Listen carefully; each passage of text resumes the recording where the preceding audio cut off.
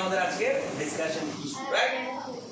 So এখন দেখো why, how, where, তারপরে হচ্ছে where, if, until, before, after, while, till, in case এবং unless এই সকল কনজাংশন গুলো দিয়ে কি হয় সাধারণত অ্যাডভার্বিয়াল ক্লজটা হয়।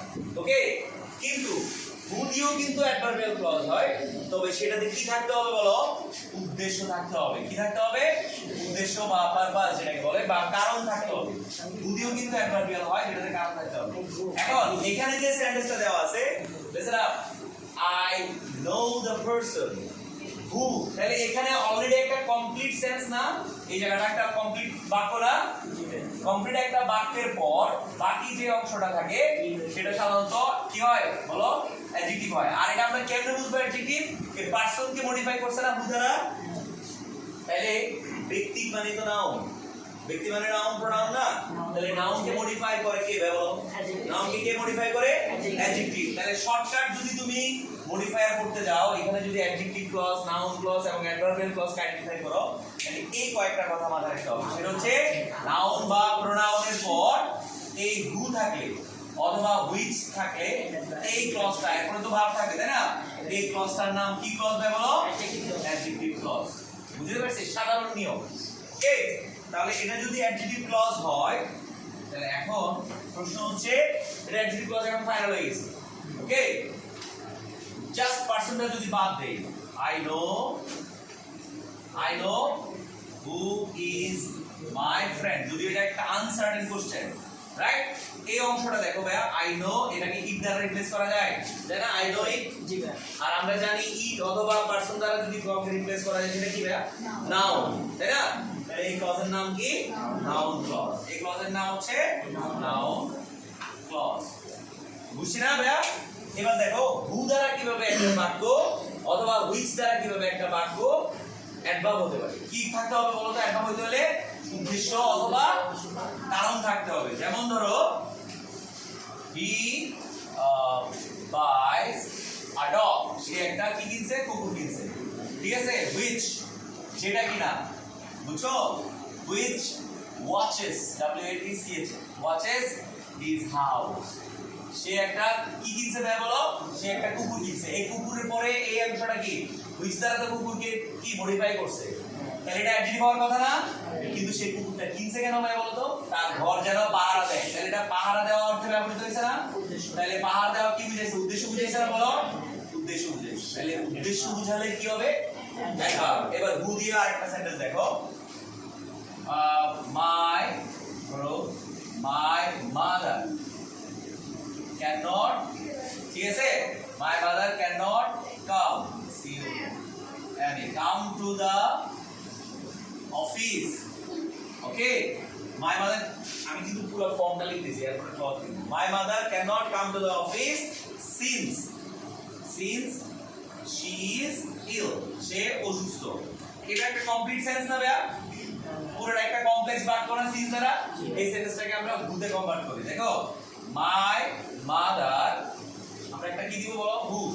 who is ill cannot come to the office, তাহলে এখন বলো তো ভাইয়া, এই হু থেকে শুরু করছে যেটা, এই অংশটা who cannot come, ওকে, এই অংশটা কোন ক্লজ? জেনারেলি কোন ক্লজ? জেনারেলি অ্যাডজেক্টিভ ক্লজ হওয়ার কথা। বলো অ্যাডজেক্টিভ ক্লজ হওয়ার কথা। আমার মা যে কিনা অফিসে আসতে পারে নাই, সে অসুস্থ, রাইট না? অ্যাডজেক্টিভ ক্লজ হওয়ার কথা না? তো এখন এই যে অংশটা যেটা আছে, এই মার্ক বললাম যে এই অংশটা কেন আসতে পারে নাই, পারপাস আছে না? কারণটা কি বলো? কারণটা হচ্ছে অসুস্থ। সুতরাং অসুস্থ থাকার কারণে সে আসতে পারে নাই। কারণ বুঝাইছে না? এটা কোন ক্লজ? Adverbial clause. যদিও হু দ্বারা আছে, এটা অ্যাডজেক্টিভ হওয়ার কথা। তাইলে হু থাকলেই নাউন হয়ে যাবে, হু থাকলে অ্যাডজেক্টিভ হয়ে যাবে, হু থাকলে বা অ্যাডভার্ব হয়ে যাবে তা না। দেখতে হবে সেন্টেন্সে তার ব্যবহারটা কি। নাউন বা প্রোনাউনের পরে হু আছে, নাউন বা প্রোনাউনের পরে হু আছে, কিন্তু কারণ এবং উদ্দেশ্য বুঝায় নাই, সুতরাং এটা অ্যাডজেক্টিভ ক্লজ। ঠিক আছে? এবং নাউন বা প্রোনাউন ছাড়া হু আছে, যেটা নরমাল ইট দ্বারা রিপ্লেস করা গেছে, ওটা হচ্ছে কি? Noun clause. আর নাউন বা প্রোনাউনের পরে হু আছে কিন্তু সেটা উদ্দেশ্য বা কারণ বুঝাইছে, সেটা কি ক্লজ বলো? Adverb clause. এবার একটা কমন উদাহরণ দেখ, মানে সব একই জিনিস কিন্তু অ্যাডভার্ব অ্যাডজেক্টিভ এরকম ভাবে ব্যবহৃত হবে। ঠিক আছে? দেখো I যেটা আমি মনে আগেও করাইছিলাম I know the place বলো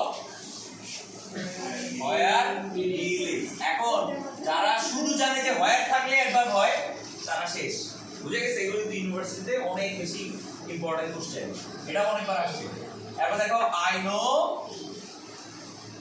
where he lives I know where he lives এই যে where he lives আরেকটা দেখো I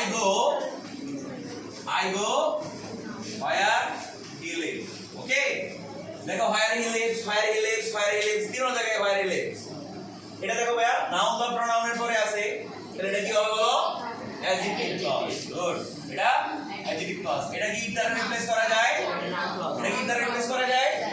তাহলে অ্যাডজেক্টিভ ক্লজটা কিভাবে পাবো নাউন বা প্রোনাউনের পরে রিলেটিভ প্রোনাউন অথবা রিলেটিভ অ্যাডভার্ব দ্বারা যদি যুক্ত থাকে তখন সাধারণত এটার নাম অ্যাডজেক্টিভ ক্লজ বা রিলেটিভ ক্লজ বলে ক্লিয়ার আর এটা হচ্ছে কি ইট দ্বারা রিপ্লেস করা যাচ্ছে আর এটা ভাই কেন হবে না আই গো হচ্ছে ইনট্রান্সিটিভ ভার্বের পরে অ্যাডভার্ব হয় অথবা প্রিপোজিশন হয় দ্যাট মিন্স কোনো নাউন বসে না সাধারণত ঠিক আছে তাহলে ইনট্রান্সিটিভ ভার্বের পরে যদি নাউন বসে ইনট্রান্সিটিভ ভার্ব কি যেই ভার্বের পরে নাউন নাই যেই ভার্বের পরে কি নাই নাউন নাই তাহলে এটাকে ইনট্রান্সিটিভ ভার্ব বলে তাহলে এটা ইনট্রান্সিটিভ ভার্ব বলে এখানে তো আর নাউন বসানো যাবে না যাবে তাহলে এটা কি প্লেস বুঝাইছে না এটা প্লেস বুঝাইছে তাহলে প্লেস ইকুয়াল টু কি পাবে বলো অ্যাডভার্ব তাহলে এখানে যেহেতু ভার্ব আছে এটা কি অ্যাডভার্বিয়াল ক্লজ তাহলে সেম where he lives এটা হচ্ছে অ্যাডজেক্টিভ এটা নাউন এটা অ্যাডভার্ব জাস্ট মিনিং চেঞ্জের কারণে এটা অ্যাডজেক্টিভ ক্লজ হয়নি কেন ওকে অ্যাডজেক্টিভ কাকে মডিফাই করে নাউন বা প্রোনাউন কি এটা কিন্তু নাউন প্রোনাউন নাই সুতরাং এটা অ্যাডজেক্টিভ হবে না কারণ আমরা জানি আমরা যে সংজ্ঞাগুলোতে জানি সেটা কি নাউন বা প্রোনাউনের দোষ গুণ অবস্থা সংখ্যা পরিমাপ থাকলে এগুলো থাকলে আমরা অ্যাডজেক্টিভ বলি আর অ্যাডভার্ব কি বলো নাউন বা প্রোনাউন ছাড়া বাকি সকল পার্ট অফ স্পিচ ইভেন পুরো একটা কমপ্লিট সেন্টেন্স কে যে মডিফাই করে তাকে অ্যাডভার্ব বলে সো এই সেন্সে তুমি এই অ্যাডভার্বিয়াল ক্লজটা নাউন ক্লজটা এবং অ্যাডজেক্টিভ ক্লজটা দিয়ে বুঝছি না ভাইয়া